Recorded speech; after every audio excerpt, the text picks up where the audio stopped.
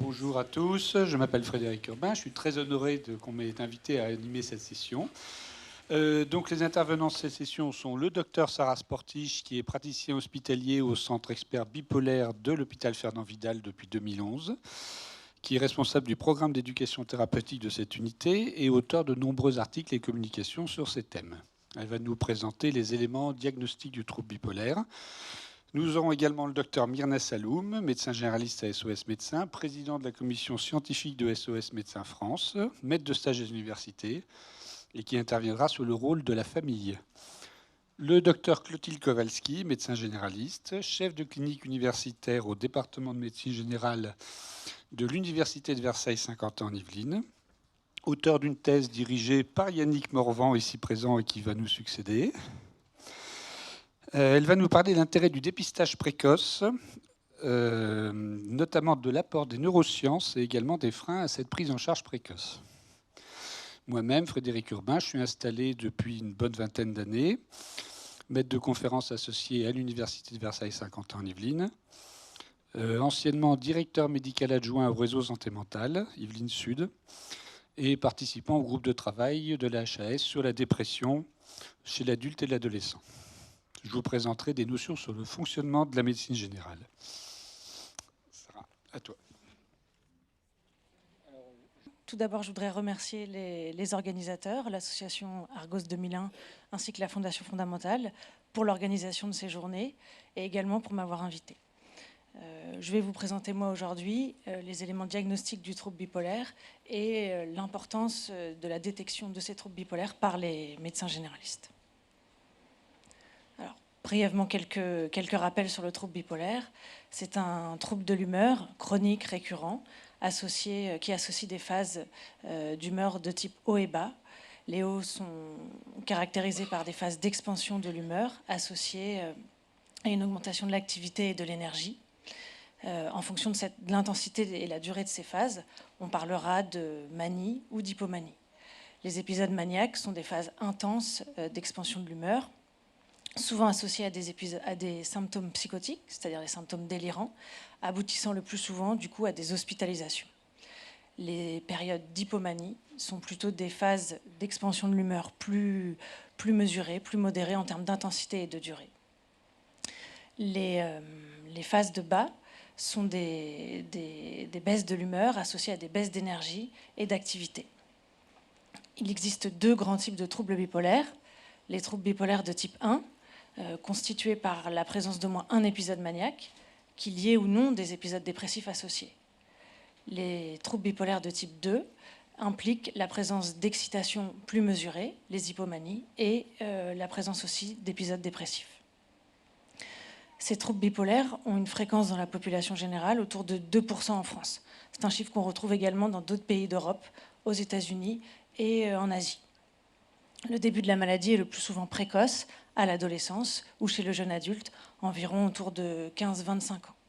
C'est un trouble qui est potentiellement grave, le risque suicidaire est important et il y a souvent de nombreux troubles associés au trouble bipolaire. Des troubles psychiatriques, le plus souvent les addictions, les troubles anxieux, mais également des troubles non psychiatriques qui sont les maladies cardiovasculaires, le syndrome métabolique.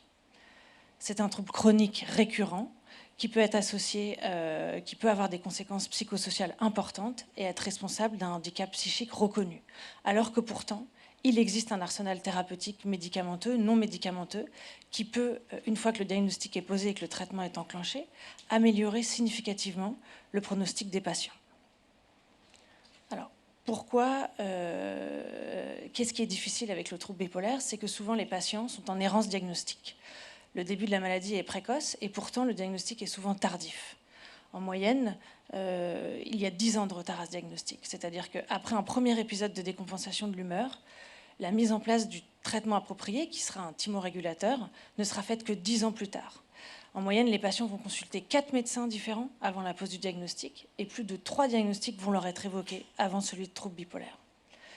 Ce n'est pas une minorité de patients qui est concernée par ces errances diagnostiques, c'est plutôt une majorité. Environ 2/3 des patients vont rapporter ces errances diagnostiques. Alors un petit peu plus en détail, quels sont les diagnostics qui sont évoqués avant celui du trouble bipolaire? Donc cette étude-là que vous voyez ici a été parue en 2003, portait sur 400 patients bipolaires, membres d'une association américaine de troubles de l'humeur. Et pour 69% d'entre eux, un diagnostic initial erroné était posé, le plus souvent au profit de la dépression ou du trouble unipolaire, qui est donc la dépression récurrente.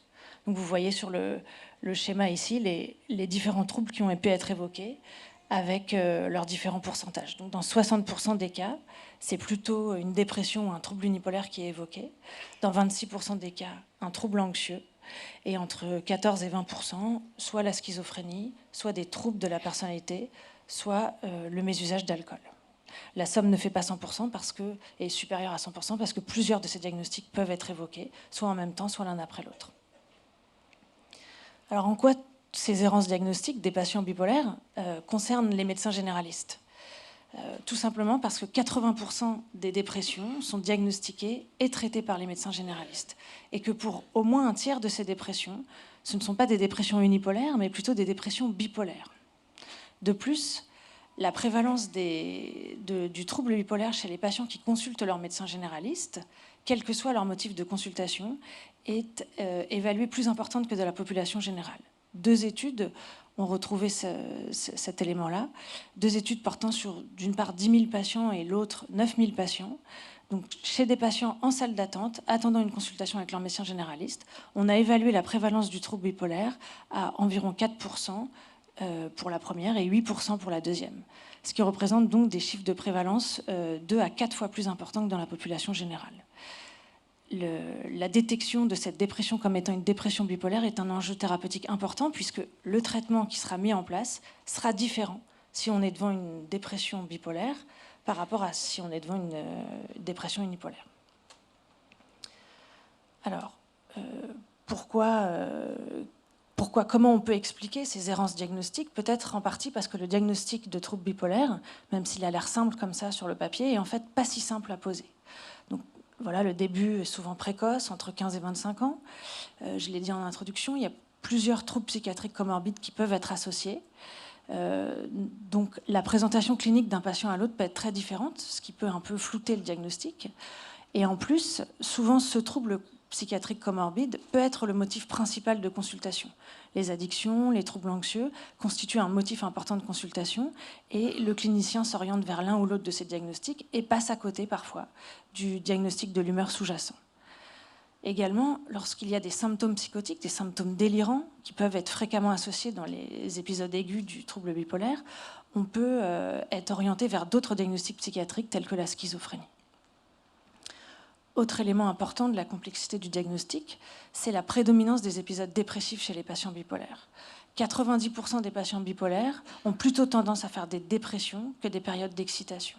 Et il n'existe pas de critères diagnostiques spécifiques pour la dépression bipolaire. Un épisode dépressif, qu'il soit de nature bipolaire ou unipolaire, aura les mêmes critères diagnostiques. C'est plutôt dans le trouble bipolaire la récurrence et le côté épisodique qui permettra de porter le diagnostic. Enfin, dernier point extrêmement important dans la difficulté du diagnostic, c'est la difficulté du diagnostic rétrospectif des périodes d'hypomanie. En général, ces périodes d'exaltation légère ne sont pas perçues par les patients, et si elles sont perçues, elles ne sont certainement pas considérées comme pathologiques. Pourtant, la recherche de ces hypomanies est un élément très important du diagnostic, car en présence d'une symptomatologie dépressive, le fait d'identifier rétrospectivement des périodes d'hypomanie permettra de porter le diagnostic de trouble bipolaire. En plus, c'est une situation qui concerne particulièrement les médecins généralistes, parce que quand on est dans le cadre d'un trouble bipolaire de type 1, le patient va faire un épisode maniaque, souvent avec une symptomatologie assez bruyante. Souvent, ça amène à une hospitalisation, plutôt en psychiatrie, et le patient va alors être pris en charge par des psychiatres. Dans le cadre d'un trouble bipolaire de type 2, les patients auront plutôt tendance à consulter en période de dépression, et finalement, ils auront tendance également à consulter fréquemment leur médecin généraliste. Et c'est dans cette situation-là qu'il faudra essayer d'identifier si dans les antécédents, il y a une hypomanie. La recherche d'une hypomanie passe par l'interrogatoire à l'aide d'identification de périodes d'exaltation modérée de l'humeur, mais en rupture par rapport au fonctionnement habituel des patients. Parfois, pour guider l'interrogatoire, on pourra utiliser des questionnaires, des outils de diagnostic un peu spécifiques, Par exemple, le questionnaire que je vous ai représenté ici, le MDQ, pour Mood Disorder Questionnaire, qui a été développé par Hirschfeld, qui est un auto-questionnaire, donc les patients peuvent y répondre tout seuls. C'est un auto-questionnaire assez rapide, 13 items, qui sont basés sur les critères diagnostiques de la manie, et un score supérieur ou égal à 7, c'est-à-dire qu'il y a au moins 7 items de manie qui sont présents en même temps, orientent fortement vers l'existence d'un trouble bipolaire. Si on n'arrive pas à retrouver d'antécédents d'hypomanie devant un épisode dépressif, même si, comme je l'ai déjà dit, il n'y a pas de critères diagnostiques spécifiques de la dépression bipolaire par rapport à la dépression unipolaire, il existe quand même des indicateurs de bipolarité. Par exemple, si une dépression survient avant l'âge de 25 ans ou chez les femmes en période de postpartum, c'est un argument indicateur, en tout cas en faveur d'un trouble bipolaire. Les antécédents également, les antécédents personnels multiples de dépression, les antécédents familiaux de troubles bipolaires et unipolaires, de troubles de l'humeur en général, sont des arguments en faveur d'un trouble bipolaire. Également la personnalité du patient, en cas de personnalité hyperthymique, c'est également un argument en faveur d'un trouble bipolaire. Après, sur la symptomatologie précise de l'épisode dépressif, il y a quand même certains critères qui orientent vers le diagnostic de trouble bipolaire. Par exemple, la présence de caractéristiques atypiques, qui sont l'hyperphagie, le fait de manger plus, l'hypersomnie, le fait de dormir plus, surtout si ces caractéristiques sont associées à un ralentissement psychomoteur important. Également la présence de caractéristiques de mixité, l'agitation, l'hyperréactivité émotionnelle, l'irritabilité. La présence de caractéristiques psychotiques plutôt congruentes à l'humeur, c'est-à-dire qui sont plutôt en rapport avec l'humeur présentée par le patient. Les conduites suicidaires importantes sont des arguments symptomatiques en faveur d'un trouble bipolaire. Enfin, sur la cinétique de l'épisode de dépression, en cas de dépression bipolaire, on aura plutôt tendance à avoir un début et une fin d'épisode plutôt brutaux. Ce sont des patients qui vous racontent « hier j'allais bien, ce matin je me lève et ça ne va pas du tout ». Alors que dans la dépression unipolaire, c'est plutôt plus insidieux, l'installation du tableau dépressif. Le dernier élément indicateur de bipolarité, c'est la réponse atypique aux antidépresseurs. Souvent, dans le cadre de dépression bipolaire, on n'a pas une réponse habituelle attendue aux antidépresseurs. Parfois, on n'a pas de réponse, voire on a un épuisement après une amélioration initiale, ce qui peut faire évoquer un diagnostic de dépression résistante. Et devant un diagnostic de dépression résistante, il faut systématiquement évoquer un trouble bipolaire. Les antidépresseurs peuvent également aggraver les symptômes, faire émerger ou aggraver des idées suicidaires, faire émerger ou aggraver des symptômes mixtes. Enfin, les antidépresseurs peuvent provoquer une espèce de réponse trop rapide, trop brutale, voire induire un virage de l'humeur, auquel cas on n'est plus dans le cadre d'un indicateur de bipolarité, mais bien dans le diagnostic du trouble bipolaire.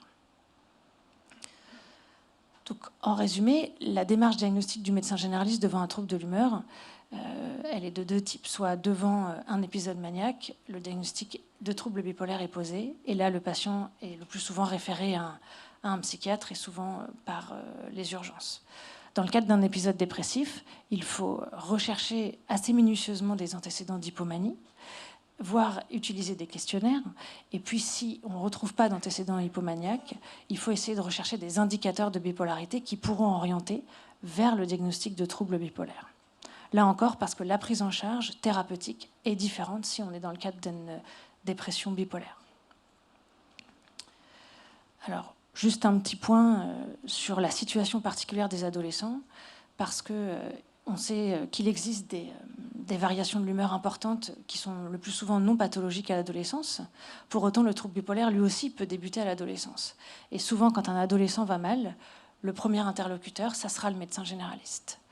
Du coup, le diagnostic passera par le recueil d'informations auprès de proches, de personnel de santé, à la recherche, toujours comme en cas de décompensation de l'humeur, d'une rupture par rapport à un fonctionnement antérieur, l'évaluation des symptômes et le retentissement.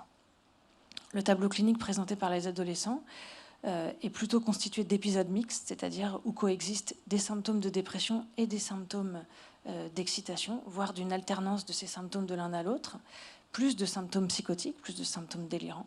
Ainsi, il faut être vraiment attentif aux modifications comportementales présentées par les adolescents, telles que la prise de substances, la conduite à risque, le repli sur soi, le décrochage scolaire. Enfin voilà, pour conclure, quelques messages importants.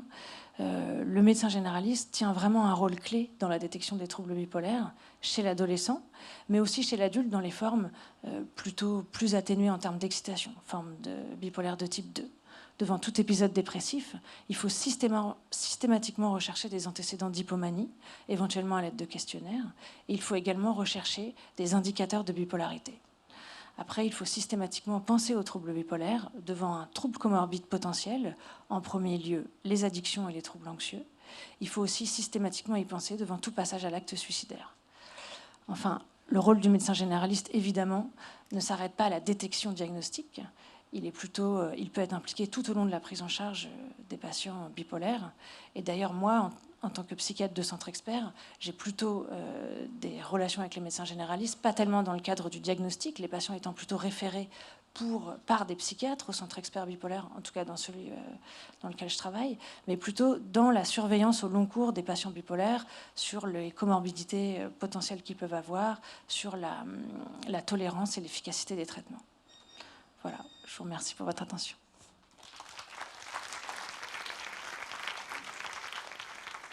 Bonjour, merci Sarah pour ton diaporama qui va me permettre de bien rebondir avec le mien qui suit. Donc moi, docteur Kowalski, je suis médecin généraliste et je vais vous parler un petit peu de différents aspects. En premier lieu, je vais vous donner quelques chiffres clés d'épidémiologie mondiale pour savoir un petit peu de quoi on parle, à la fois dans les troubles bipolaires et dans les troubles psychiatriques de manière générale.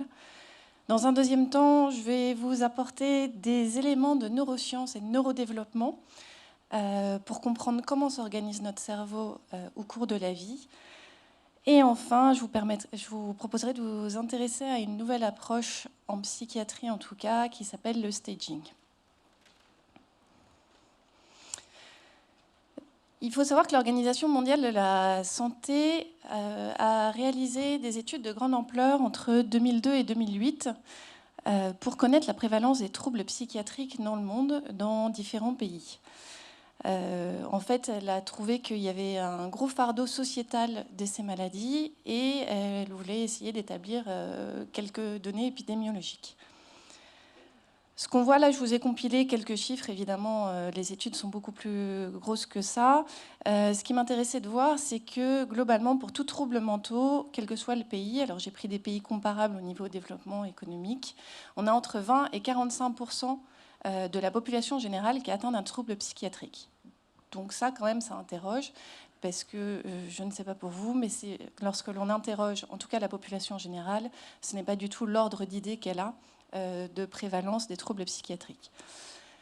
Je me suis intéressée aussi aux 18-34 ans, comme nous l'a dit Dr Sportisch, parce que finalement les adultes jeunes, c'est intéressant de s'y intéresser, et ces chiffres le montrent bien. On voit que ce soit aux États-Unis ou que ce soit en France, on a entre 50 et 40% de cette tranche d'âge qui répond aux critères diagnostiques d'une pathologie psychiatrique.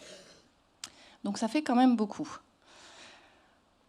Alors, normalement, j'avais une autre petite diapositive sur les chiffres en médecine générale, mais je vais vous en parler. Donc, on a l'Observatoire de la médecine générale qui a été mis en place entre 1998 et 2009, qui a été mis en place par la Société française de médecine générale, qui a demandé à des médecins généralistes volontaires de rentrer un petit peu toutes leurs consultations en fonction de ce qu'on appelait des résultats de consultation. Dans cet observatoire, et c'est à la fois redondant et un petit peu contradictoire avec ce que nous a dit le docteur Sportisch, on voit finalement que les médecins généralistes, eux, quand ils cotent leurs résultats de consultation, ils voient très peu de patients bipolaires. C'est étonnant, hein, parce que le docteur Sportisch, elle nous a dit qu'on les voyait beaucoup. Mais alors peut-être qu'ils nous voient pour autre chose, ou peut-être qu'on ne les identifie pas. Et puis quand on les identifie, on les identifie après 30, après 40 ans. Là, pareil, le docteur Sportisch nous a dit le diagnostic de trouble bipolaire, ça met à peu près 10 ans à être posé. Donc voilà, on voit quand même qu'il y a dans nos chiffres quelque chose de pas très cohérent. Il y a des chiffres clés aussi que j'aime bien rappeler, en tout cas dans la revue que Kessler nous cite, c'est que 75% des troubles psychiatriques débutent avant l'âge de 24 ans. Et en particulier dans les troubles bipolaires, c'est 50% des troubles bipolaires qui débutent avant l'âge de 24 ans.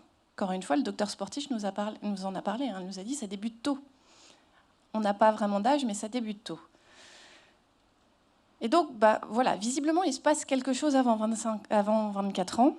Visiblement, c'est une période charnière, et notamment dans le développement des pathologies psychiatriques. Et pour ça, c'est intéressant de savoir comment s'organise le cerveau, parce qu'il y a notamment les neurosciences et le neurodéveloppement qui nous aident un petit peu à comprendre ce qui se passe. Alors voici 3 images qui vous montrent un petit peu les différentes évolutions du cerveau au cours de la vie. Je vais commencer par vous parler un petit peu du graphe en bas à droite, où vous voyez 2 courbes, une courbe rouge qui représente le système limbique et une courbe bleue qui représente le cortex préfrontal. C'est 2 structures différentes du cerveau. On voit que jusqu'à 12 ans à peu près, ces 2 structures évoluent de façon parallèle et homogène et grandissent dans le temps ensemble. Puis il y a un décrochage à peu près à 12 ans, où on voit le système limbique, donc la courbe rouge, impliqué dans la réactivité émotionnelle. Tiens, ça c'est intéressant, entre 12 et 25 ans, adolescent, réactivité émotionnelle, qui d'un coup a une croissance exponentielle. Et puis on voit que le cortex préfrontal va rejoindre tranquillement son développement jusqu'à maturation. Et on voit qu'un petit peu avant 25 ans, les 2 structures cérébrales auront une maturation, seront arrivées à maturité.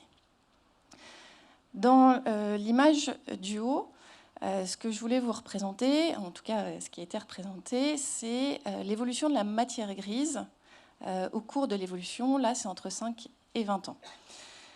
En fait, plus il y a de violet foncé, moins il y a de matière grise. Donc en fait, on voit qu'on perd énormément de matière grise jusqu'à 20 ans. Pour moi, initialement, c'était un peu contre-intuitif quand même. Et enfin, quelques images de neuroimagerie pour nous montrer, pareil, le développement des neurones.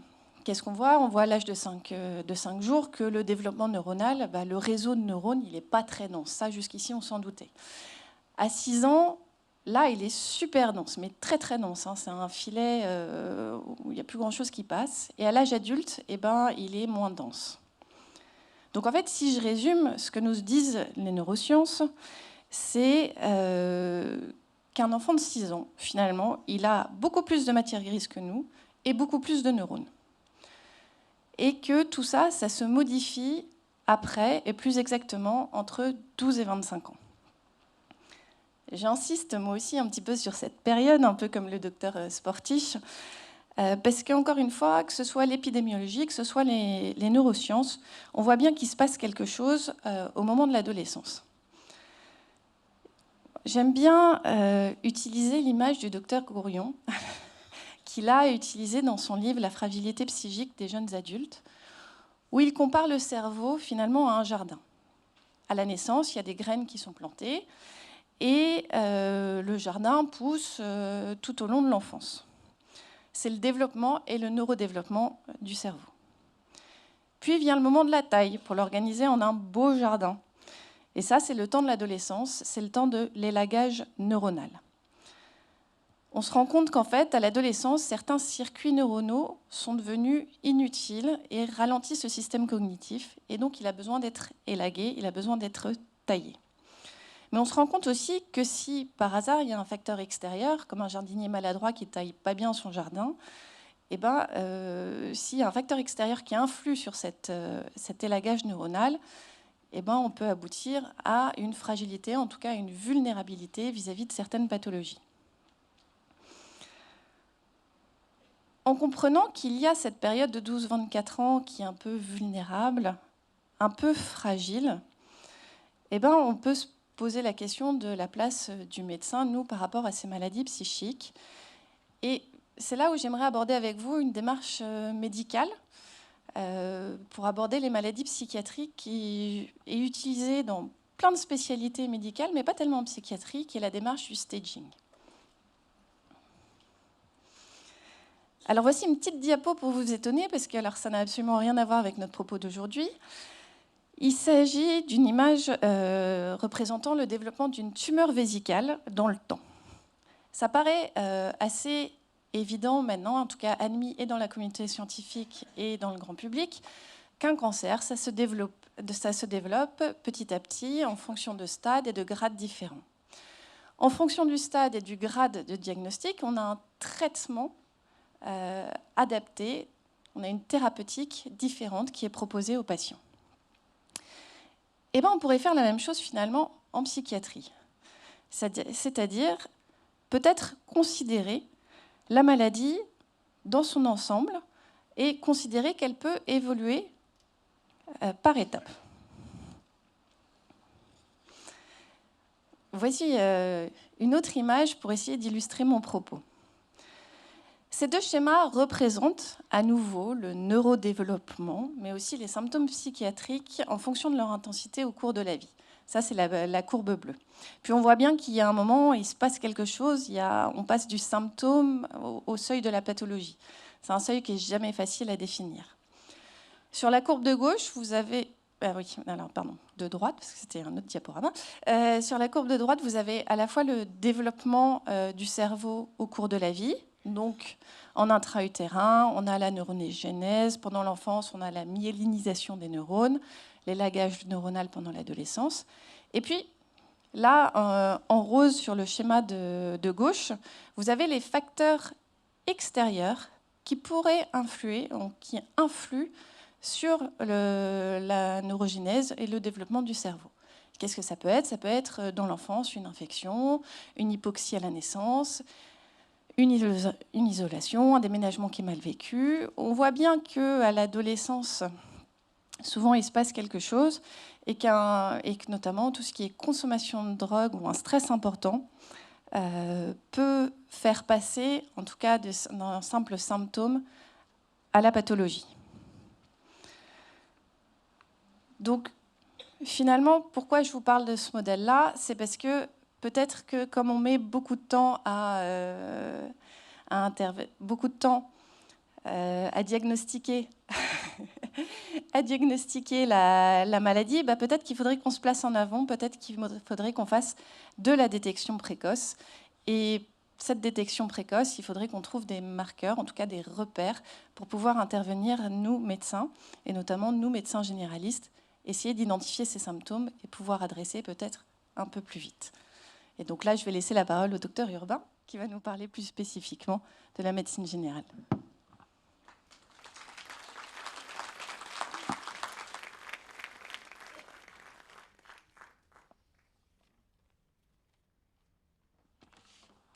Alors, je vais essayer de vous faire quelques présentations sur ce que c'est que la médecine générale.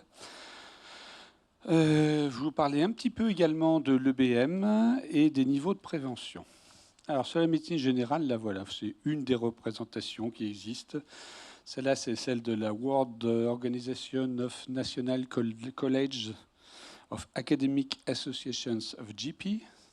Bon, voilà. C'est l'Organisation mondiale de la médecine générale. Vous reconnaissez là des schémas assez classiques en pédagogie où on définit les compétences globales et puis les sous-compétences. Quelque chose m'intéresse particulièrement. En bas à droite, vous avez le modèle holistique. C'est un gros mot pour dire que, en fait, en médecine générale, nous faisons une prise en charge globale des patients, que nous prenons la personne dans sa globalité, par opposition aux spécialités d'organes qui vont s'intéresser à un organe ou à une fonction de l'être humain. Dans le cas de la psychiatrie, c'est un peu particulier, parce que le psychiatre s'intéresse à une fonction qui est l'esprit humain, qui est quand même ce qu'on a tendance à considérer comme le siège de notre humanité. Un autre truc important, c'est en bas à gauche, le premier contact. Nous avons des patients non sélectionnés, ça a beaucoup de conséquences. D'une part, parce que nous allons avoir beaucoup de patients qui vont guérir seuls, et ça, il faut qu'on en tienne compte. J'y reviendrai un peu plus tard. Et d'autre part, parce qu'en termes de recherche, ça nous impose des critères différents de la recherche hospitalière. Alors, je voulais vous parler un tout petit peu de l'EBM, parce qu'elle est souvent, par ignorance, souvent diabolisée. Alors, qu'est-ce qui se passe quand on fait un diagnostic? Nous avons un contexte. Le contexte, bon, ça peut paraître un petit peu évident. On ne va pas soigner de la même façon quand on est en pleine ville, à côté, à 5 minutes de l'hôpital, ou quand on est en pleine brousse. Si le patient est remboursé ou non, ça va jouer également. Ensuite, on a les attentes et les représentations mentales des patients. Là, il y a beaucoup de travaux très intéressants faits en anthropologie, notamment concernant le fait que le patient a des représentations mentales de sa maladie qui ne sont pas forcément les nôtres.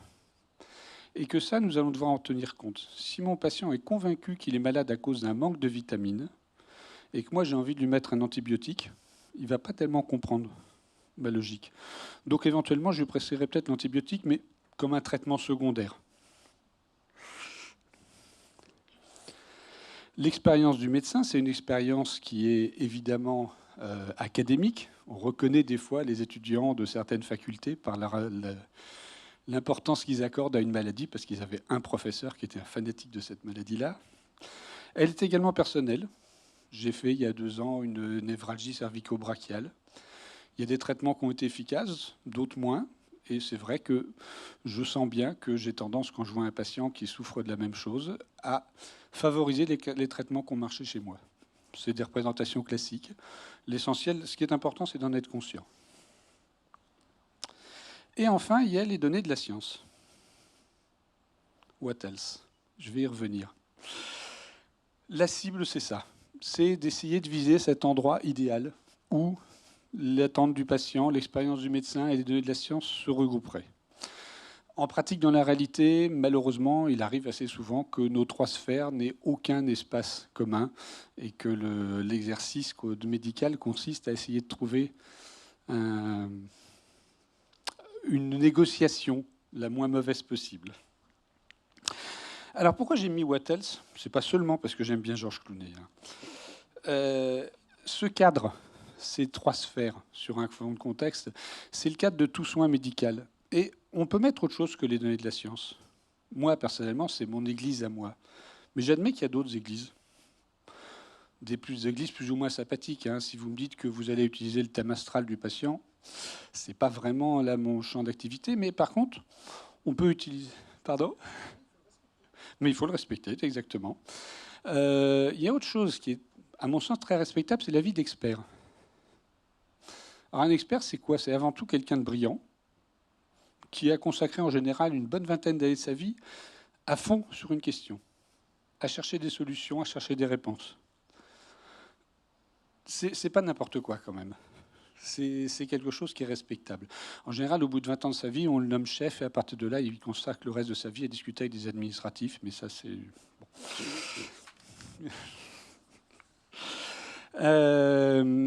L'avis d'expert a plusieurs avantages par rapport aux données de la science.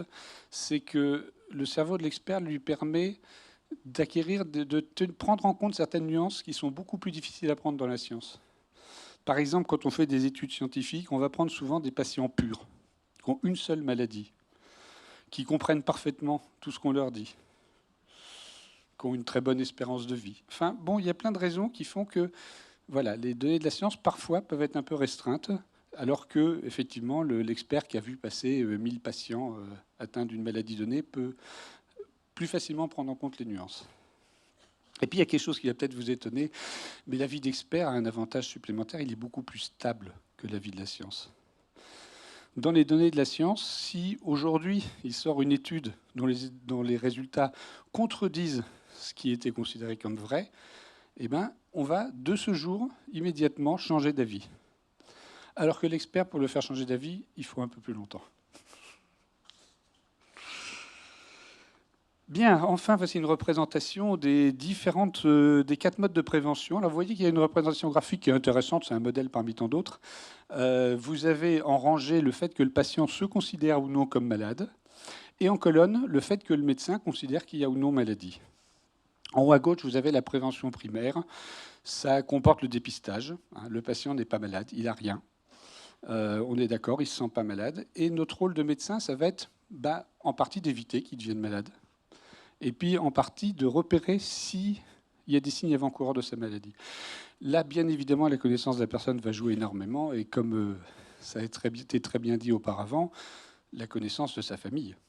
Parce qu'il est clair que quelqu'un qui a des antécédents familiaux de troubles bipolaires, on va être particulièrement vigilant chez lui. En haut à droite, la prévention secondaire. Là, le patient a été malade, mais il ne l'est plus. Et ce qu'on va essayer d'éviter, c'est qu'il rechute. C'est le cas typique de la personne qui a fait un épisode dépressif. Et nous, le patient, il se considère fort heureusement comme guéri, mais nous, on sait que ce premier épisode dépressif le met à risque de rechuter. On va être beaucoup plus vigilant, on va lui donner des conseils de prévention, d'hygiène mentale. En bas à droite, vous avez les préventions tertiaires. Alors celle-là nous concerne énormément en médecine générale. D'ailleurs, je crois que c'est un peu la teneur des échanges que Sarah a avec les médecins généralistes. On a des patients qui sont malades, on le sait. Ils sont porteurs d'une maladie, ils le savent également, on est d'accord tous les deux. Et ce qu'on va faire, c'est aller rechercher les complications, aller rechercher les comorbidités, donc en particulier surveiller l'émergence d'un trouble de la personnalité, d'un trouble des conduites, d'une addiction, voilà. Et également du suicide, mais je crois que le suicide, c'est Denis Mayer qui va en parler plus tard, mais ça fait partie des choses sur lesquelles on est très, très sur la brèche. Je ne vais pas m'attarder sur la prévention quaternaire, qui est un peu une nouveauté. Ça consiste principalement pour les médecins à faire en sorte qu'on ne soit pas trop toxique pour nos patients, que les traitements et même les examens complémentaires qu'on leur prescrit ne leur fassent pas plus de mal que de bien. Voilà, je vous remercie. Je passe la parole à Myrna pour la place des familles.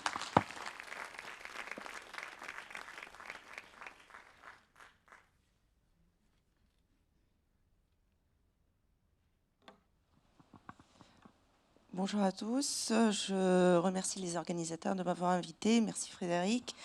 Je vais essayer d'être très brève, plus brève que brève. Et en écoutant en fait un petit peu l'intervention de mes confrères, je vais modifier un tout petit peu ma façon d'intervenir, mais on garde 2 diapos, il n'y a pas grand-chose. Dans le mot médecine générale, on l'a depuis quelques années. Aujourd'hui, ça se remet un petit peu en cause.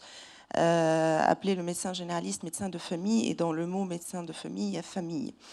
Donc quand on parle, la famille est présente dans toutes les pathologies, mais c'est très particulier dans les pathologies psychiatriques où le rôle de la famille peut être primordial, autant dans le suivi, qui n'est pas notre sujet aujourd'hui, mais surtout dans la détection.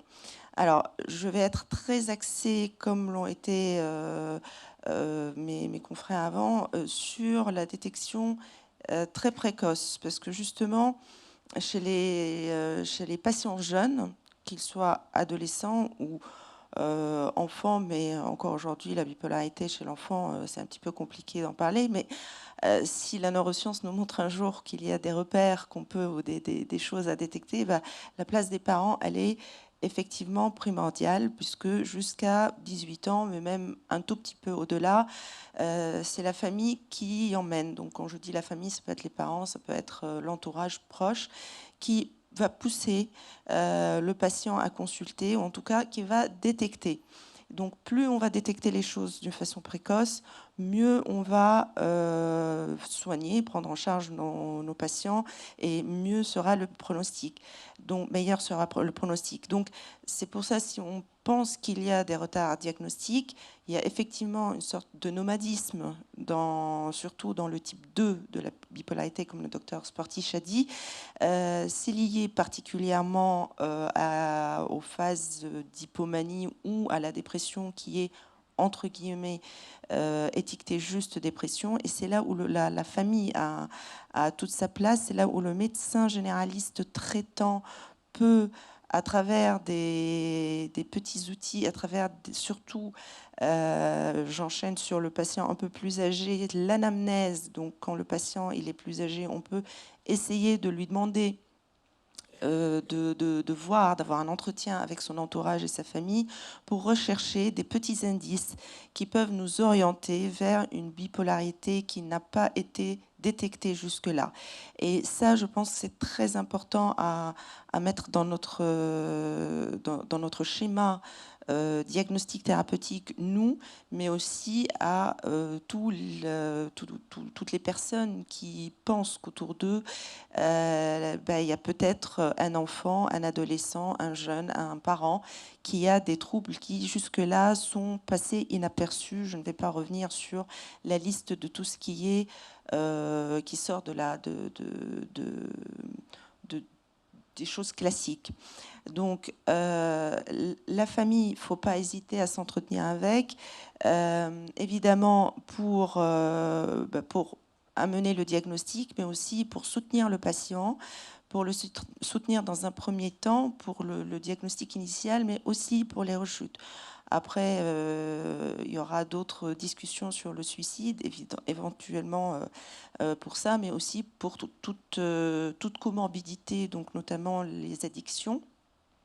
La famille a un rôle aussi très important et nous, on a le rôle de penser à la famille, penser à discuter avec la famille et ne pas dénigrer ou ne pas juste se contenter de regarder le patient en tant qu'entité ou qu'électron libre, mais il fait partie d'un entourage qui est très important à prendre en charge. Justement, c'est ce qui, pour moi, est une des clés de la réussite, c'est d'avoir cet échange qui va permettre d'avoir une adhésion. Quand notre patient nous échappe, parfois, on peut avoir son adhésion, on peut le rattraper, entre guillemets, en ayant l'adhésion de l'entourage et en faisant travailler ou en faisant participer l'entourage, justement, et quand on réussit à mieux gérer notre patient, on gère mieux l'entourage et vice-versa dans l'autre sens.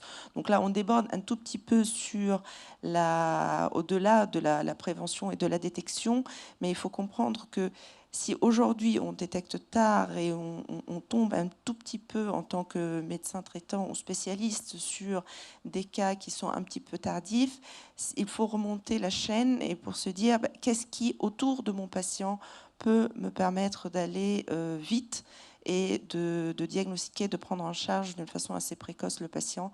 Mais la famille est un élément qui me semble assez primordial. Je vous remercie. Je repasse la parole à Clotilde pour quelques diapos. Merci à vous. Merci Myrna. On a vu en fait qu'en médecine générale, d'abord que le trouble bipolaire, c'est un diagnostic qui est difficile, que les médecins généralistes les voient, mais les diagnostiquent pas forcément. On a vu que la médecine générale, c'était une médecine assez globale, holistique. Et finalement, on se dit, il faut du temps pour diagnostiquer, mais pourquoi ? Pourquoi est-ce que les gens ne viennent pas ? Et pourquoi ils ne consultent pas ? Alors normalement, j'ai une petite diapo avant qui vous montrait quelques chiffres, mais je vais juste vous les dire. Il faut savoir qu'il y a des études qui ont été faites, que ce soit aux États-Unis, en Europe, auprès des adultes et auprès des jeunes. Mais par exemple, en Europe, 48% des patients avec un trouble psychiatrique et un impact majeur dans notre quotidien consultent un médecin généraliste. En tout cas, un professionnel de santé, pardon. Donc ça veut dire que 52% des patients qui sont impactés dans leur vie quotidienne par leurs troubles ne consultent pas. Ça nous pose vraiment problème. On ne peut pas les soigner s'ils ne viennent pas nous voir.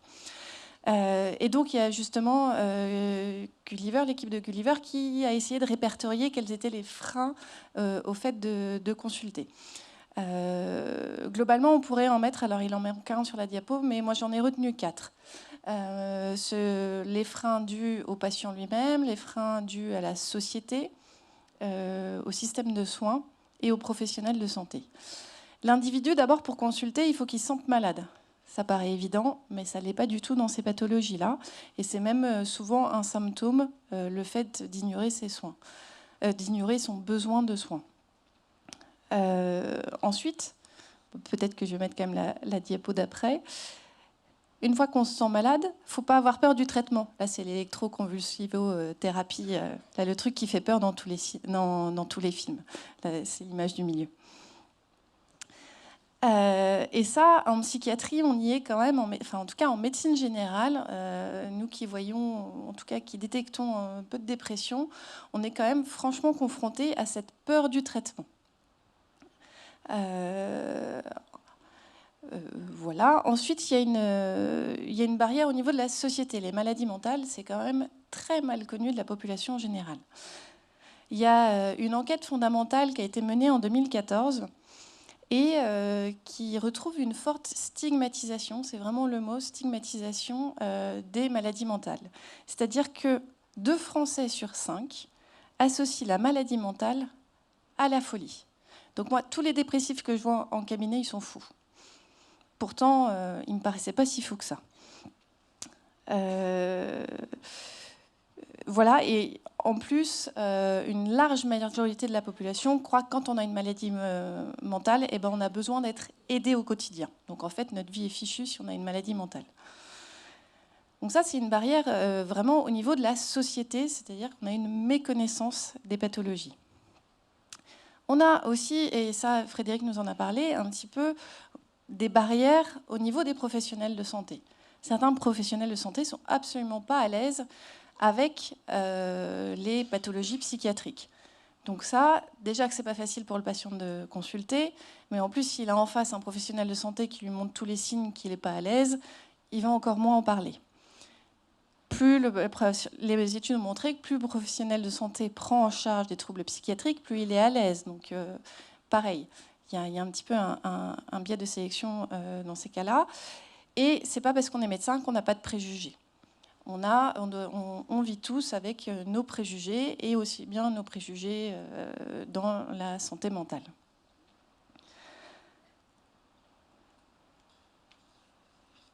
Il y a une étude aussi dont je voudrais vous parler que je trouvais assez intéressante pour les professionnels de santé face aux adolescents. Pourquoi ? Parce qu'on a vu que l'adolescence, visiblement, c'est vraiment un moment clé pour prendre en charge les pathologies mentales. Il y a une étude britannique qui nous montre que les médecins ils passent moins de temps avec leurs adolescents qu'avec les autres patients. Forcément, ça nous interroge un peu. Et les arguments qui ont été retrouvés, c'est qu'un adolescent, c'est difficile de consulter avec lui, c'est difficile de discuter. Et puis, une fois qu'on a vu l'adolescent, qu'on a pris le temps de discuter, qu'on repère éventuellement des symptômes, les professionnels de santé, ils se sentent impuissants. Ils ne savent pas comment traiter, ils ne savent pas à qui orienter. Et donc là, ça nous rejoint une autre barrière d'accès aux soins, qui est barrière du système de soins. C'est-à-dire qu'on a une mauvaise coordination entre les soins premiers et les soins de spécialité, et particulièrement dans cette charnière adolescent, jeune adulte, adulte émergent. On retrouve tous ces termes dans la littérature. Voilà, donc globalement, 4 points. Je suis désolée pour les diapositives qui n'en montrent que 3, mais des barrières d'accès aux soins qui sont dues au patient lui-même qui ne sait pas qu'il est malade ou qui a peur du traitement, à la société qui stigmatise la maladie mentale, au système de soins qui ne permet pas toujours une bonne coordination entre les spécialités, qui ne rémunère pas non plus des consultations qui sont plus longues, et enfin les professionnels de santé qui sont parfois eux-mêmes un peu désœuvrés, soit ne détectent pas assez, soit ne sont pas assez formés, soit sont eux-mêmes victimes de préjugés. Oups, pardon. Et donc, juste, c'était un petit clin d'œil pour parler de la détection précoce. Parfois, on a peur aussi de détecter trop tôt en se disant si on détecte, c'est qu'on va traiter tout de suite. Alors, l'image de l'IRM, c'est l'image un jour, on y arrivera à détecter avec l'IRM. Oui, mais du coup, ça va impliquer un traitement horrible juste après. Alors, je préfère ne pas en parler, fermer les yeux et me boucher les oreilles. Surtout, on ne dit rien. Non, l'idée, c'est pas d'aller surmédiquer ou surdiagnostiquer. Notre idée, c'est d'être vigilant. Vraiment, notre rôle à nous, médecins, et particulièrement médecins généralistes, c'est d'être vigilants et de surveiller. On peut prendre ça comme des marqueurs, je ne vais peut-être pas prendre d'exemple, mais comme des marqueurs pour être sûr de ne pas passer à côté de quelque chose qui pourrait arriver. Ah, zut. Bon, voilà, et juste la petite diapo rigolote pour montrer la stigmatisation de la société. Elle a une dépression, elle ne voulait pas venir bosser, quoi. Ah, cette simulatrice, celle-là, je viens de la croiser, elle allait chez son psy, elle avait l'air très en forme. Voilà, et ça, c'est vraiment quelque chose qu'on entend.